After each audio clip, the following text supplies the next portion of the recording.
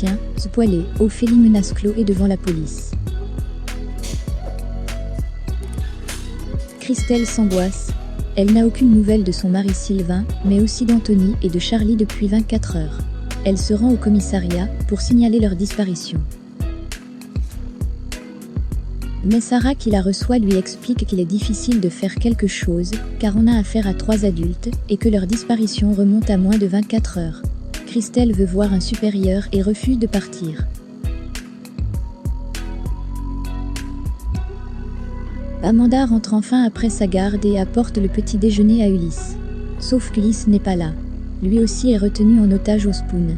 Elle tente de l'appeler en vain, il est sur répondeur, elle lui laisse un message. Au Spoon, tout le monde se réveille peu à peu. Un peu sonné, ils réalisent qu'ils ont été drogués mais aussi déplacés. Même Anthony feint de ne pas comprendre alors qu'il est le complice de la preneuse d'otages. Mais ça, personne ne le sait, on se réveille aussi dans la pièce d'à côté, car les otages sont toujours séparés en 2 groupes. Au Little Spoon, Mathilde regrette presque d'être rentrée à 7. Elle se demande si elle n'aurait pas dû rester en Grèce avec son Aurélien, son frère et son père. Il faut dire que là-bas, elle faisait du bateau tous les jours et la nourriture était trop bonne.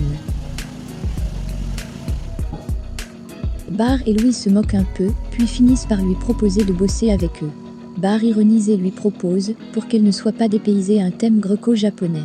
Mathilde sent que Bar et Louis se foutent d'elle, et les envoie se faire voir chez les Grecs. Retour au Spoon, dans la 2e salle, où se trouvent notamment Chloé, Alex, Camille et Tristan. Tout le monde a la gueule de bois. Soudain Ophélie demande à Chloé et Camille de la suivre. Alex s'interpose, il n'aurait pas dû. Ophélie menace alors Chloé de son arme et le prévient qu'elle va la buter s'il ne se rassoit pas. Les filles sont emmenées à la cave dans laquelle se trouvent pelle et pioche. Elle leur demande de creuser. Toujours seule, Mathilde se rend à la paillote, envoie des messages à des amis les invitant à la rejoindre. Mais rien n'y fait. Personne ne vient, elle s'allonge en plein soleil et s'endort sur un transat. Une autre personne s'inquiète de l'absence de Chloé et de Camille, c'est Xavier. Il sait qu'elles se sont rendues au Spoon tous les deux. Martin et Karim ne tardent pas à faire le rapprochement, car dans le même temps Amanda vient aussi signaler la disparition d'Ulysse. Au total 8 personnes disparues et tous ont un point commun, le Spoon. Martin comprend vite qu'ils sont retenus de force et fait le rapprochement avec l'homme à la cagoule. Dans la cave du Spoon, les 3 filles ne sont plus seules. Anthony est à leur côté. Charlie craque et envisage déjà un plan. Anthony réussit à la raisonner. Puis vient le tour de Sylvain, Alex et Tristan d'aller creuser. Alors qu'Alex leur rappelle qu'il a vu cette fille sur le port en train d'acheter l'arme, Tristan fait le rapprochement avec la fuite d'eau que Sylvain avait trouvée chelou. Et pendant que tout le monde s'inquiète, Marianne et Flore s'écharpent. Maud tente d'apaiser les tensions et se demande si elle doit ou pas prévenir Maxime.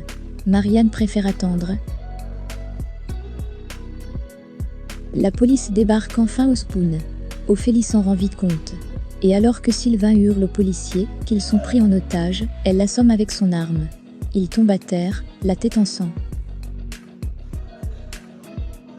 Elle pointe ensuite son arme sur le reste des otages, puis remet sa cagoule. Elle pointe alors son arme sur la tête de Chloé et s'approche de la fenêtre. Elle crie aux policiers que s'ils ne dégagent pas, elle les tuera tous.